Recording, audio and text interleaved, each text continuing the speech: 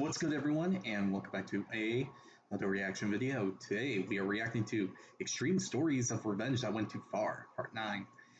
Now, I don't think I need to explain, but for those that are new, for Extreme Stories of Revenge That Went Too Far, it's basically the concept of taking revenge to a level that generally to a lot of people is actually going way too far than what is necessarily needed to be done. Like, there's the thing called eye for an eye, but this is but they hit you in the eye and you decide to take out their heart. That is probably the best expression I can give in this case, in all honesty. So yeah, with this said, hope you all enjoyed this reaction video. Like, comment, and subscribe. Hit the notification button to be notified immediately when your video comes out. If there's any videos you'd like to recommend that I should react to, put it down in the comment section below, and I'll react to it as soon as possible. The link to this video is going to be down in the description below, so be sure to give BMA some love and support for the video that they made. Now, with all this out of the way, let's get right on to this video, shall we? From vomiting vengeance to dog poop deliveries, here are some more extreme stories of revenge that went way too far. I'm sure we've all done things we regret in the name of love. For Redditor Furalicious, it was leaving her hometown to move to a place that smelled of cow farts with her then boyfriend. See, being young and in love, she readily abandoned her entire life in San Diego to be with the guy, who we'll call Glarb, without thinking about whether it was really a good idea, or not, mind you. So imagine her reaction a few months later when she discovered her man was having an affair with his boss. Heartbroken, she confronted the scumbag, and after a long and exhausting discussion, she agreed to stay and try to work things out. I'll give him a week. I'll give him 11 minutes. Of course, she quickly discovered that Glarb was still cheating on her. Unfortunately, she couldn't immediately get the heck out of there. When your lives get intertwined, it takes some time to uncouple them. So she kept her knowledge of his continued infidelity a secret and feigned a genuine attempt to reconcile. But in reality, she was planning her exit. She continued with her daily duties, most importantly making Glarb's lunch, only now he was going to get some extra special grub. The man loved luscious chili, adored it, so she added a bonus ingredient for him, dog food. What? And guess what? Glarb was so impressed with the dog food chili, he even called her from work to praise her food. I bet it was hardly the reaction she was expecting, but she rolled with it. If he wanted more, she'd give him more. For the rest of the week, she spiked his lunch with pet chow, and he continued to frickin' love it, the freak. On the fifth day, Glarb's cousin Flarb was over while Licious prepared his lunch. On autopilot, she chatted away while casually shoving the forbidden ingredient into his chili. Well, naturally, the cousin noticed, and Licious had no choice but to come clean. And Flarb loved it. She even agreed to help make the putrid revenge meal. Flarb would wind up spilling the beans to the guy eventually, but he only ever thought it was the one time. I wonder if he ever found out how much dog food he'd eaten. When people... I'm gonna be honest, I don't think that's a story of revenge, in all honesty. Like, at all, so... Yeah. think of their favorite holidays, they often think of Christmas or Halloween, never Easter. Nobody seems to like Easter, and speaking of which, my fan Josh wrote in to tell me about his Easter revenge story. In 2008, over in the UK, Josh was prepping for the holiday and copious amounts of chocolate it would bring. Every year, he'd get a Cadbury's cream egg, a chocolate egg filled with gooey nougat. The only word for it is... But there was a catch. Every year, his older brother would steal his egg. As he was the oldest, he felt like he had a right to take whatever treats he wanted from our hero every damn year. But not this one. See, Josh came up with a plan for payback. A week before the big day, he went out to the store and picked up a pack of goodies. And when he got home, he hid them in the freezer, Fast forward to Easter itself, and Josh's brother slept in as expected. Showtime. Our guy ran out to the store and grabbed a new cream egg before returning home and taking out the frozen ones. He placed them in the microwave, leaving them in just long enough for the outer shell to thaw. The inside, though, well, that was still frozen solid. He placed the box seductively on the table next to him and sat down, waiting for his bro to wake up. When he heard him coming down the stairs, he opened up his brand new egg and chowed down. His big brother waltzed in, saw Josh eating an egg, and wanted one for himself. "Yoink!" he exclaimed as he stole one from the pack on the table. And with a smug look on his face, he shoved the whole egg in his mouth and chomped. A distinct, loud, crunching noise filled the air before he squealed in pain. In shock, his bro spat out 5 teeth and his fillings with them. What? The old frozen Choco trick. Nicely done, Josh. If you have any revenge stories of your own, let me know. Shoot me an email. Oh, he completely froze the egg. Got it. At revenge And then at covered it with beamazed.com. chocolate. Okay, got it, And you got could it, end got up it. featured in a video yourself. Speaking of, it's time for yet another tale of vengeance from a fan. Let's call him Greg. Now, Greg had a problem with a bully in the 7th grade. Yeah, The bully, suck. Sean, made a habit of randomly beating other kids up. And heck, one of his assaults on Greg left him with a concussion. One of Sean's other victims was a kid named Nico, and he'd had enough of his crap. He came to school that day with a backpack looking a little heavier than usual. And Sean made a beeline for Nico as Greg watched on in horror, expecting to see the poor kid get beaten to a pulp. But not today. Sean launched a punch at Nico, who simply held his backpack up in front of his fist. And suddenly, the thug's whiny screams filled the air, echoing through the hallways. Turns out, Nico had anticipated the attack and filled his bag with thumbtacks. The kind you stick on those cork boards. The tacks pierced the bully's hand, causing him to bleed all over the place. Ouch. Apparently, he even wound up with an infection from the wound. Bada boom. I love it when a bully feels the cold, unflinching smack of payback.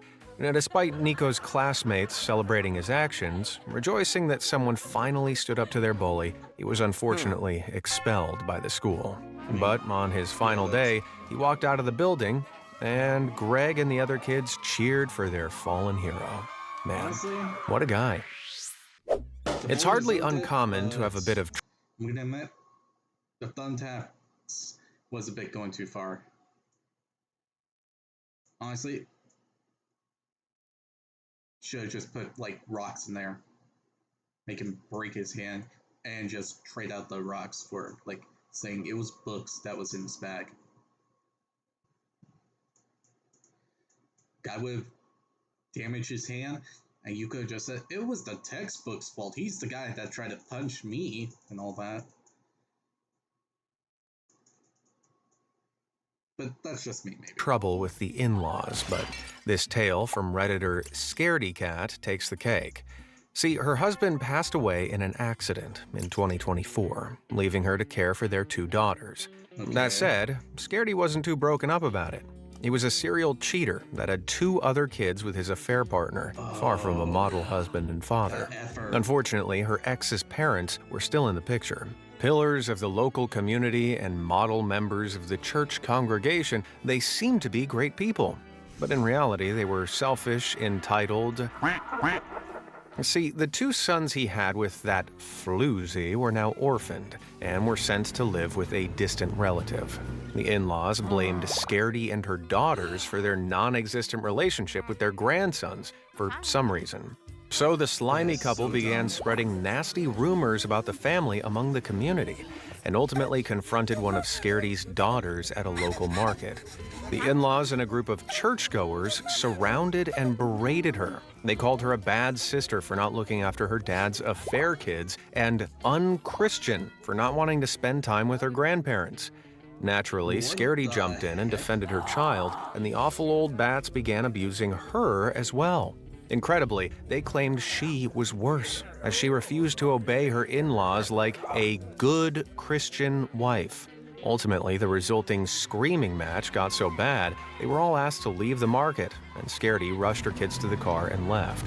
But as I'm sure you guessed, that was hardly the end of it. The grotesque grandparents took to the Facebook group of the local church, spreading lies and bad-mouthing Scaredy and her girls. They moaned and cried about how supposedly awful they were to them, making wild claims that they were trying to make them homeless and penniless. And yes, they reiterated the lie that they were the reason they lost contact with their grandsons. But what the couple failed to mention was the true origin of said grandsons, instead claiming that the floozy was a surrogate that Scaredy and her ex used. Why? Well, the church had a zero-tolerance policy on infidelity, and the truth would shatter the image of the grandparents and their departed cheating son.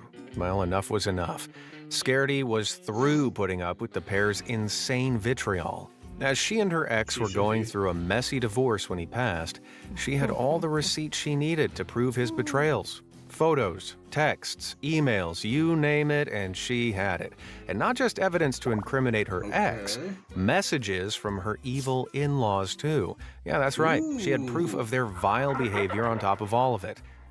Finally, inner peace. It was go time. So, Scaredy was off to a print shop to make copies of everything. Photos of him cheating, texts admitting it, messages from the in-laws acknowledging his infidelity, the whole 9 yards. Hell, she even printed copies of texts the ingrate in-laws sent to her daughters, calling them back and blaming their father's demise on them days after he passed. Pay dirt. After paying extra to get this stuff printed on beautiful high-quality stock, she took her haul home and started to work on personalized binders, designed to resemble church songbooks.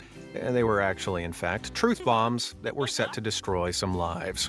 Scaredy headed to church, stuck them in the other prayer books, and dipped, waiting for the fallout. And it didn't take long for the backlash to begin. The church congregation was livid with the duo, incensed with their abusive behavior, lies, and concealment of their son's affair. And in the end, they were shamed into leaving the church outright, completely alienated by their community. Couldn't have happened to a nicer pair of vile gold. There are few things that get me as heated as people that let their dogs crap all over the place. Pick up the poop, moron. That's part of the deal. But some jerkwads don't think so. YouTuber Camp Kyle YT had to deal with one such jerkwad back in November of 2025. See, a neighbor had routinely been allowing their dog to dookie all over Kyle's property. When he confronted them about it, they supposedly claimed it's natural and dismissed him. Kyle was not happy. How dare his neighbor act like such a scumbag? So, Kyle decided that he wasn't going to put up with it anymore. That poop should never have been on his property. In fact, he decided to return it. I almost kind of feel bad about this one. We got a couple weeks worth of plops. Rain-soaked, super mushy. Whoop, whoop. Here I come. Oh, here I come. Oh, Martha! Impeccable. Hope they loved cleaning sloppy dog doo off their nice, clean car. You know what they say, hell hath no fury like a woman scorned. Well, just ask Ohio resident Though I have to say, it's not really taking things too far, in all honesty. That seems like normal revenge. Tia McCreary. Back in February 2024, she walked into a local car dealership, Taylor Kia of Lima, and bought herself a vehicle. The finance manager of the store arranged a loan with Global Lending Services, which allowed Tia to leave the lot in her brand new ride that same day. All's well that ends well, huh? Right? Wrong! Well, it turns out Global Lending Services, or GLS, later decided, hey, actually, nah. They concluded that after already preliminarily approving the loan, they ultimately didn't have enough info to do so. So, a month later, Taylor Kia sneakily repossessed the car while Tia was at work. Obviously outraged, she immediately began looking into her legal options and discovered something juicy. Taylor Kia of Lima had the registration of their name canceled by the Ohio Secretary of State after the company failed to renew it. Probably wearing a Grinch-like smirk, she hatched a devilishly devious scheme. She registered Taylor Kia of Lima in her own name. Now officially owning it, she sent a cease and desist to the business. Basically, they had to stop using the name or they'd be in trouble. Incredible. And after that, in the June, she filed a complaint against the business, claiming it violated the Consumer Sales Practice Act, as well as alleging fraud, among other offenses. The legal case did legal things and plodded along and flopped back and forth with little progress, though, near as I can tell, she still owns the name Taylor Kia of Lima. But hey, it's only a name, guys. But it seems like car dealerships have a knack for ticking people off. In December of 2024, Michael Murray waltzed into a Mazda dealership in Sandy, Utah, and bought himself a car.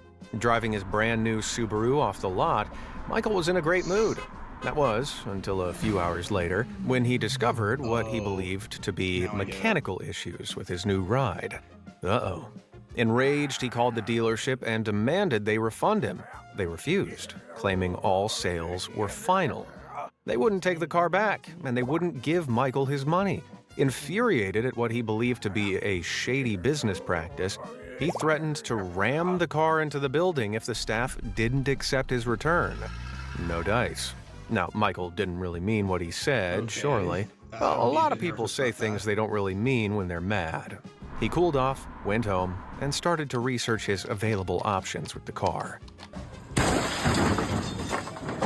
Nah, of course he drove the car into the building. Michael got his revenge all right, but he was swiftly apprehended by the cops. You crazy son of a... You did. The craziest part? The dealership claimed that it did offer the guy his money back or a different car, but he ignored the offer. And what's more, they're adamant that they told Michael the car he bought needed work before he paid. So it seems Michael was the one in the wrong after all. Although nobody was hurt in the crash, the dastardly driver cost an estimated $10,000 in damages, and he was indicted on felony property damage charges. Jeez. I can't help but feel like all this could have been avoided if he just had a Snickers. I'm sure we've all had... Wow. So you mean to tell me this whole time he had the whole legal right to actually get a new car and all that, and... Oh, God. At least one coworker we couldn't stand, right? Someone who made every day a nightmare? Well, my fan Gabby emailed me to tell her tale of a caustic colleague and her powerful payback. See, she worked with a dude who fancied himself the boss, despite being on equal footing to everybody else. Let's call him Melvin. He was a dirty and rude, with some absolutely revolting habits. Now, how revolting, you ask? Well, he would make little masses of snot in the office and drop them on Gabby's mouse pad. He'd collect balls of dandruff on his desk. The guy would even eat earwax. But being a grotesque goblin man was only half the issue. He was a horrid person. The dude would constantly spew rude comments to coworkers, give terrible advice with misplaced certainty, and just seemed to get off on being despicable to everybody. What a jerk. But when Gabby saw a colleague leave the office to cry after getting an earful from Melvin, she snapped. The office had put up with his crap for long enough. But what to do? How best to make him suffer? Well, Gabby was undergoing mesotherapy, a form of alternative medicine involving injecting vitamins, hormones, and the like. This was something she was advised to do on an empty stomach, so she always carried laxatives with her. Well, Melvin had a strange affection for cold coffee. He'd often leave his cup of joe to cool for hours on his desk. So a few days later, when Melvin and some colleagues had stepped out for a meeting, Gabby snuck over and dropped a laxative pill in his coffee. The games were about to begin. He came back, chugged his drink, made a new one, then left it to cool as he went to lunch. Seeing another golden opportunity, Gabby chucked a second laxative in the mug. When he returned, he finished the second mug of coffee and got back to work for all of, 5 minutes. Then a tremendous rumble emerged from Melvin's stomach. And if Gabby heard it, I bet the rest of the office did too. Visibly uncomfortable, the guy broke out into a cold sweat, fidgeting a bit before running off to the bathroom. And when he finally did emerge from the stall, he announced that he was sick and heading home. Well, hope he didn't have a long drive ahead. He might not have made it back in time. But that wasn't all. See, everybody that Melvin had been mistreating complained to management. The sheer number of reports they received must have been totally overwhelming. So when they looked at all the complaints alongside some seriously poor work and botched high-profile projects, Melvin was shown the door. Couldn't have happened to a more deserving loser. Now don't forget, if you want to share your story of revenge like Gabby, email me at revenge@beamazed.com for your chance to be featured like our next story from Paula. Paula was having real problems with a bully named Bob. I'd just like to read word for word how Paula opened her email to me. His taunts and pranks were a daily occurrence, wearing down my patience and self-esteem. But the day he took it too far was when he lit my house on fire. Yes, this bully jumped straight from pranks to arson.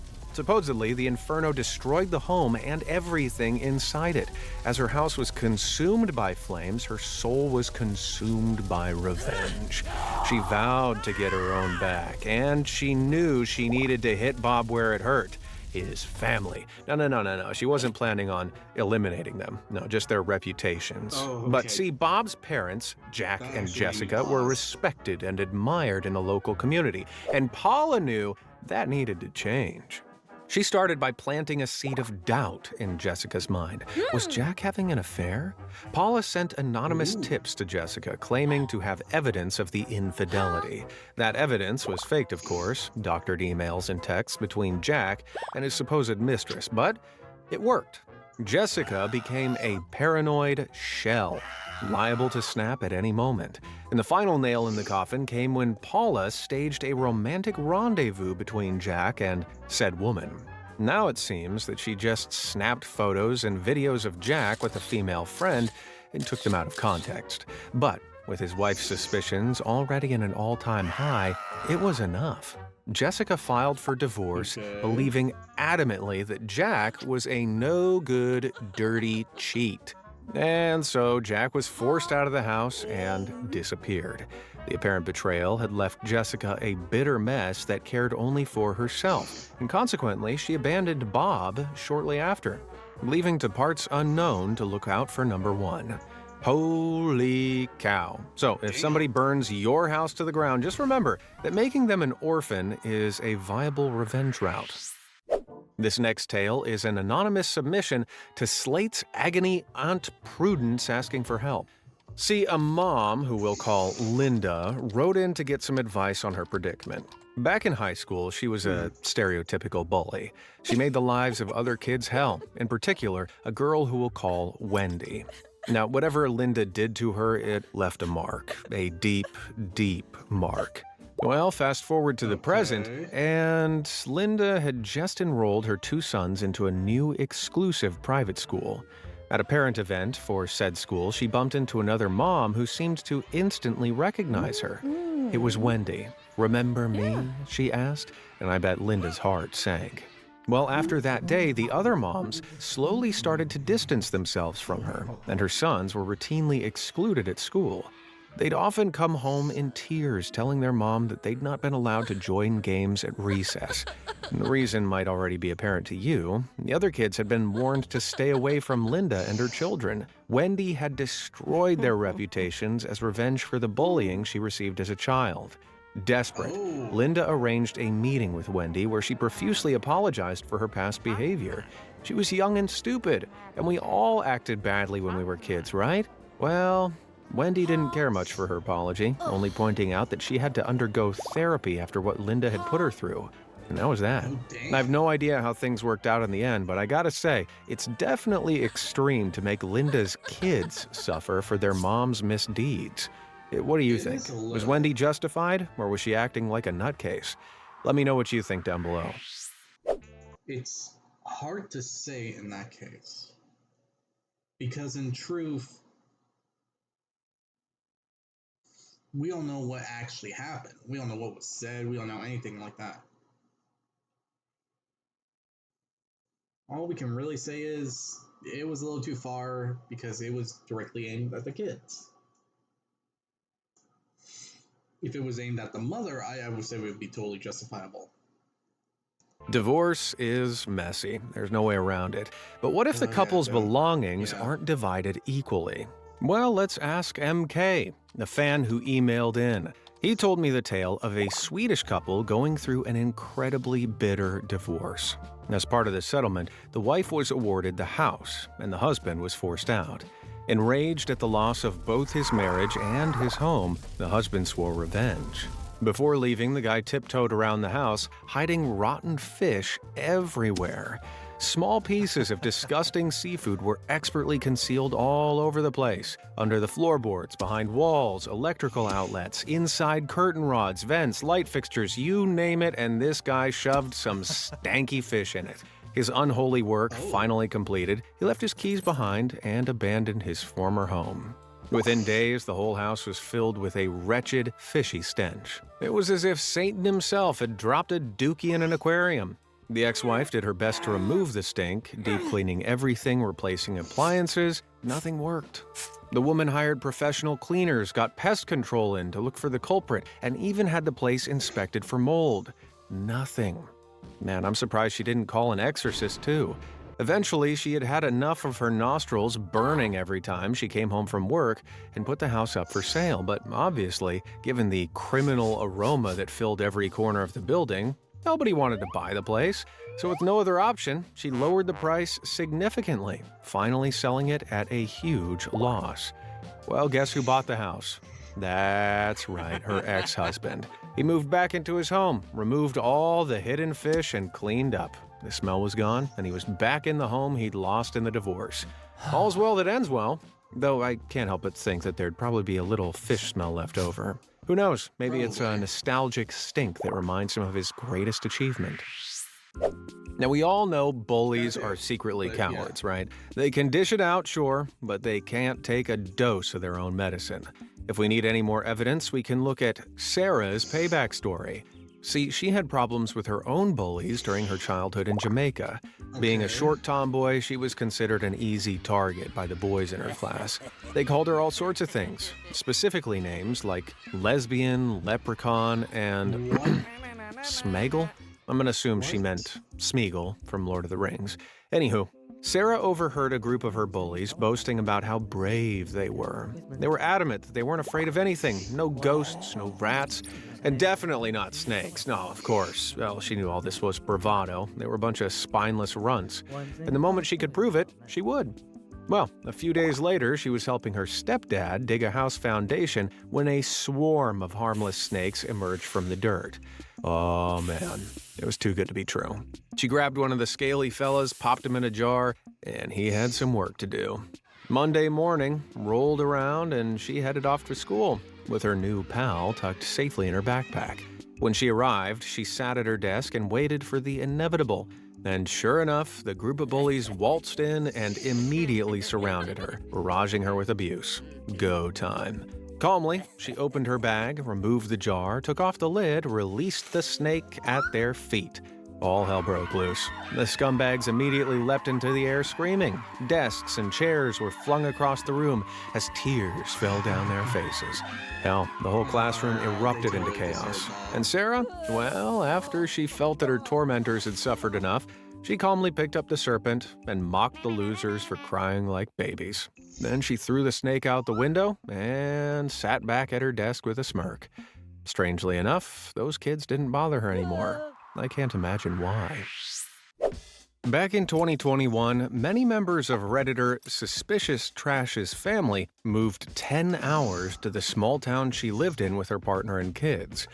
Among the new arrivals were her mother-in-law, sister-in-law, brother-in-law Brad, and his then-girlfriend Bonnie, alongside her child from a previous relationship.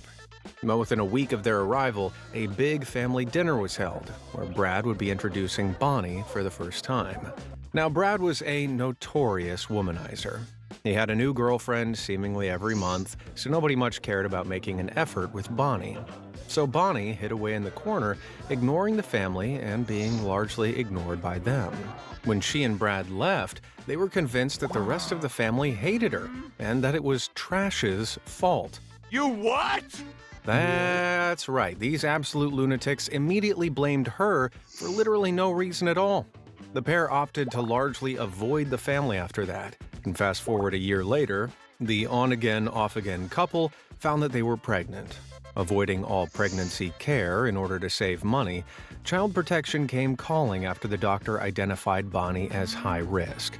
She smoked, she drank, she took drugs, she was overweight.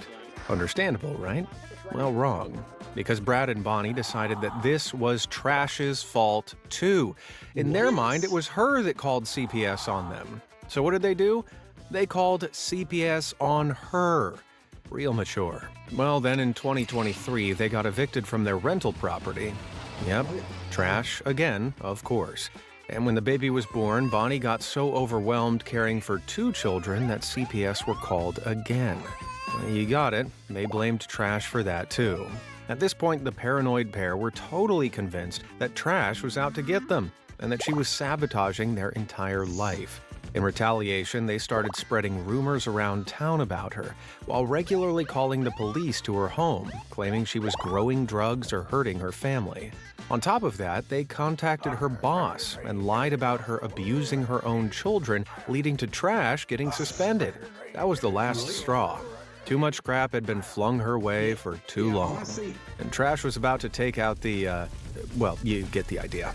So, what devious plan did she come up with? What was the most irritating form of payback she could devise? Well, using her partner's Facebook account, she spied on their profiles and discovered that they were prolific users of the marketplace. They listed old junk all the time, and this would be the key to her revenge. Looking over the current listings, she put together multiple posters for each of them, listing them all as totally free and available for pickup at their address. Then she posted them inside the local church, on bulletin boards, and even in other towns nearby. 7 of them in total. Her good work completed, Trash sat back and waited for the fireworks. And she didn't wait long. She soon started to hear about the horrid ordeal that Brad and Bonnie were undergoing. Strangers knocking on their door multiple times a day demanding the freebies they were promised. There was no escape. They kept on coming day in and day out. Brad became suspicious of Bonnie, assuming that she had given out their address, and Bonnie thought the same about him. Every time they posted something else on Facebook Marketplace, Trash would make another poster and put it up all in the same places, causing the cycle to start all over again. She trapped them in a world without peace, one that turned them against each other. Now, in the end, the duo came to the conclusion that they'd have to move away again to escape. Incredible. They'd better hope that Trash doesn't find out their new address as well. I hope that none of you out there have ever experienced the pain of being cheated on. It's utterly devastating. And some people handle it with tears, others with retribution. Take my fan, David. So old David lived with his fiancée, Sophia, and he was blissfully happy. It seemed that nothing could spoil his perfect little life until a bomb was dropped on it. One of David's best buds revealed to him that Sophia had been cheating on him with his own brother, Camilo, who was married himself. Jeez, what a piece of work. And with their wedding day just around the corner, he decided to bide his time while making preparations in the background. The big day finally rolled around, and David made breakfast for his wife-to-be and brother. And now that he knew his wife was allergic to garlic, so he shoved a load in her breakfast Sammy. Sure enough, her skin broke out in horrid pimples and a rash before she stepped in front of all her friends and family. And his brother was allergic to chili, so our guy gave him a bag of chips laced with chili powder. Cue rash and vomiting. I mean, it's pretty good payback, I suppose, but I expected a little more given... Oh, wait, no, hold up. I've just been informed that the true revenge is still to come. Remember those preparations of his that I just mentioned? Well, they were about to pay off. The day went on, and the time finally came for the couple to be stood at the altar.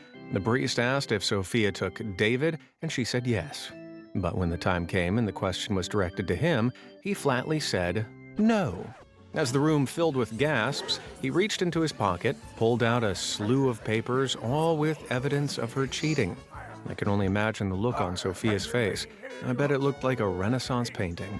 The wedding was well and truly off, and Sophia was kicked out of David's house. Camilla was chucked out by his own wife and forced to move back in with his parents. Priceless.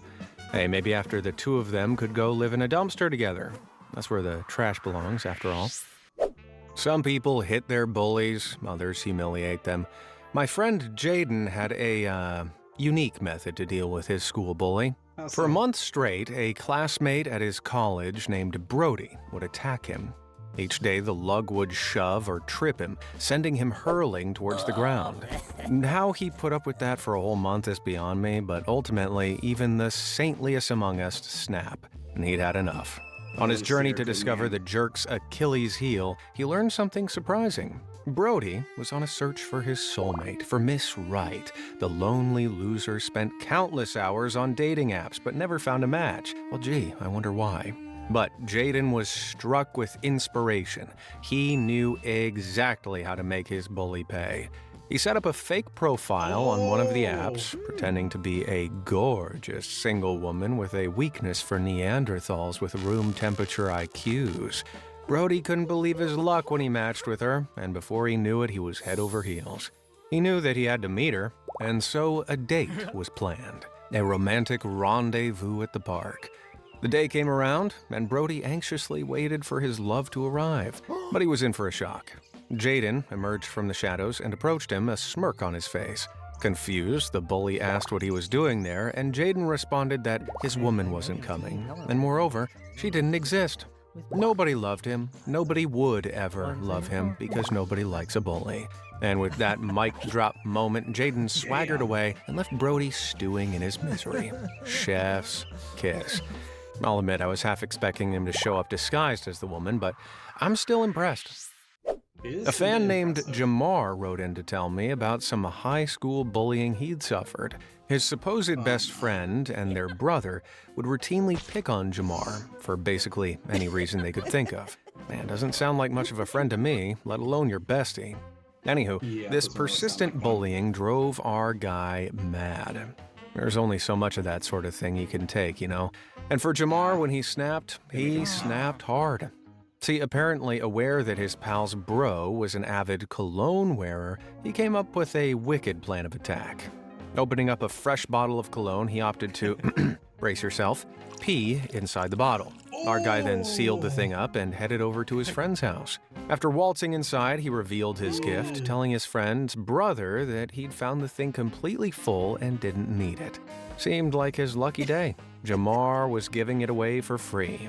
Overjoyed, the fella snatched the, generous present and immediately began dabbing it all over his wrists and neck. Old Jamar watched on and struggled to contain himself. Then eventually the bully boys stopped and had to ask, what was so funny?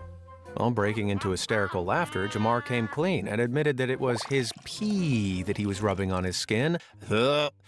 Sorry, that's so gross. Enraged and disgusted, the guy opened the pee cologne and threw it all over Jamar. Holy hell. Well, come on, man. That one was extreme revenge story that wound up backfiring, right? Well, incredibly, Jamar doesn't think so. In fact, he claims that he wasn't bothered at all about having urine thrown all over him. Yeah, that's right. He said, and I quote, I didn't care, because it was my pee. Getting covered in someone's bodily fluids is a big no-no to me. It can't get much worse than that, right? Well, let's ask another fan, Mazo Nino. Back in September of 2024, when she was in the 6th grade, she had some bad pork soup and wound up with mega stomach aches. Her lunch had betrayed her, and she was doubled over in pain. The teacher noticed how ill she was and gave her permission to head home early. So our girl with the bad tummy slowly rose and left the classroom, helped along by her cousin and friend. But their journey out of the school was interrupted by a bully. Now, Zoe didn't specify whether they had trouble with said bully before, but given that they had made a beeline for the group, I'm inclined to think so.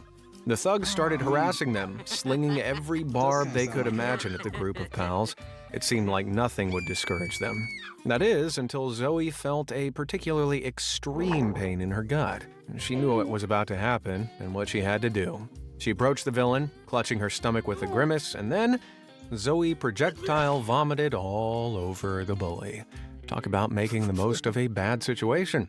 That's definitely one way to get back at a bully. One disgusting, nasty way. Blah.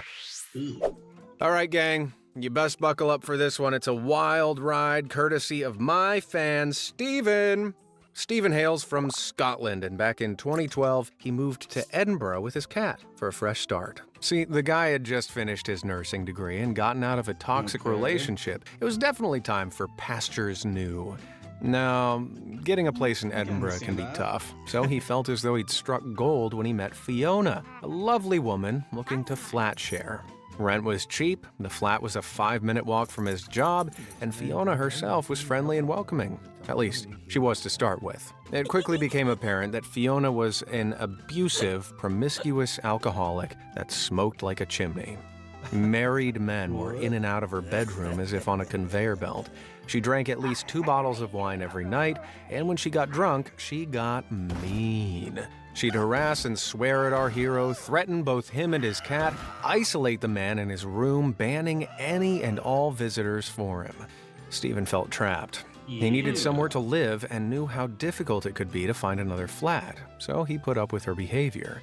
He dealt with her drunkenly coming home and accusing him of locking her out. He dealt with her hitting him, with her penchant for breaking into his bedroom. Stephen dealt with it all for a grand total of 3 months, until her antics became too much to handle.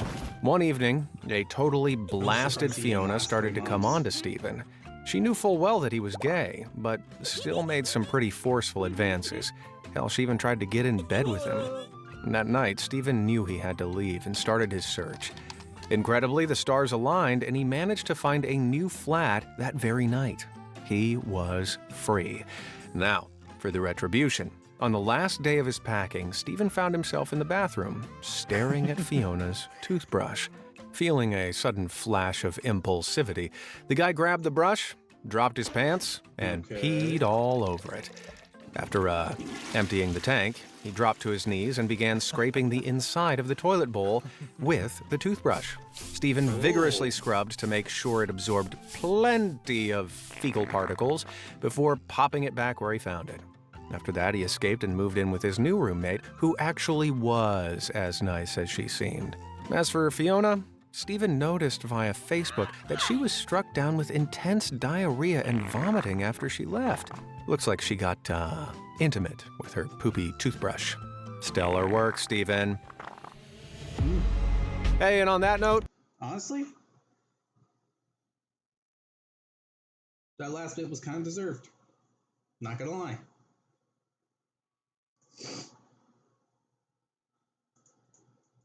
Because that lady just... Yeah, no.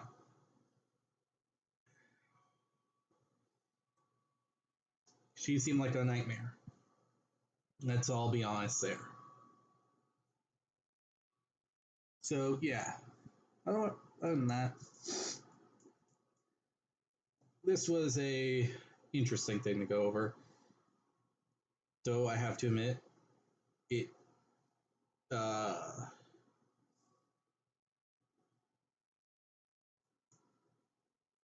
there were some parts that made me think, yeah, that didn't really seem like extreme forms of revenge. I mean,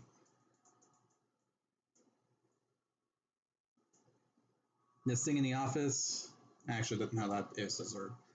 This is a bit deserved.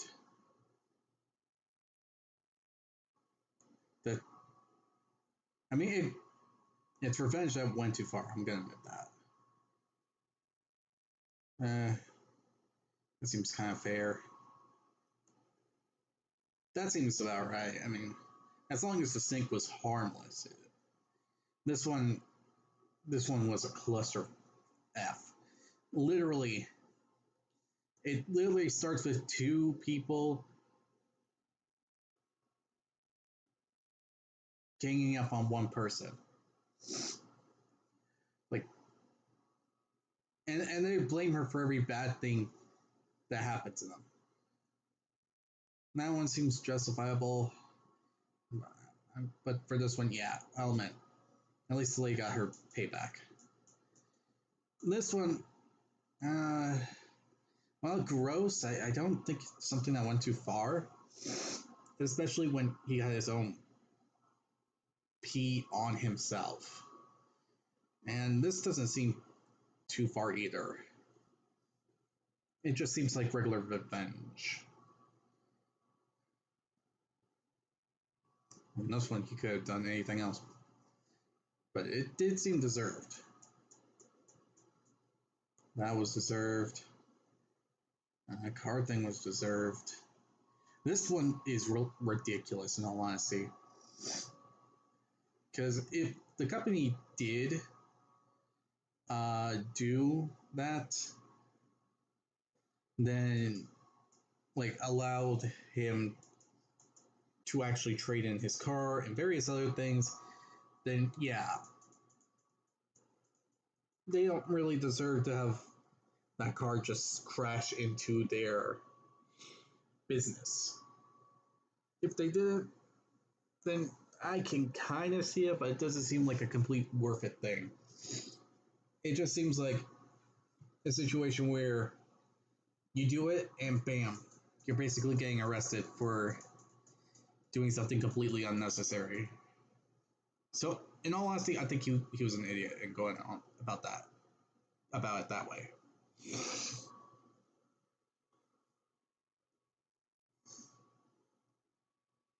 Honestly, of the stuff here that was on this list, I have to say the one I can say was the best form of revenge that went too far.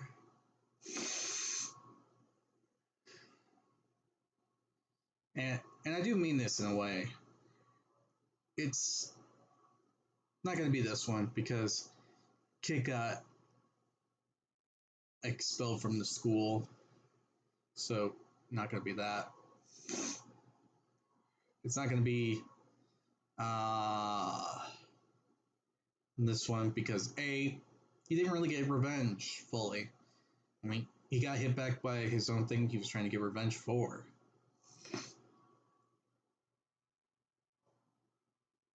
This one is actually pretty tame in all honesty. It seems like a simple thing of revenge, not going too far, but not exactly being nice either.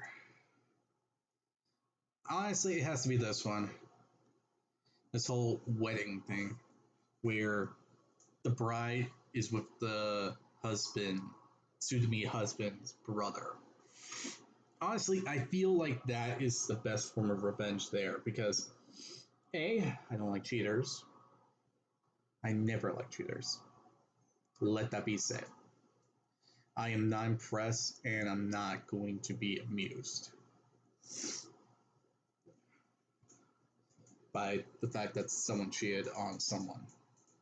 Especially if the person they cheated with is that person, another person's family member, and they're close to each other. Like brother and or cousin that is like a brother. Yeah, no. I'm not impressed. And the same goes in the opposite way if say like husband cheats on the wife with the sister or the sister's cousin or something like that. No. Honestly, I feel like that's the best form of revenge and the most well deserved. They honestly deserved it. That's my take. What's your take on this? I'd like to hear your opinions in the comment section below, so tell me what you think is the best form of extreme stories of revenge that went too far. Other than that, I'll be sure to see you all in the next video. Bye!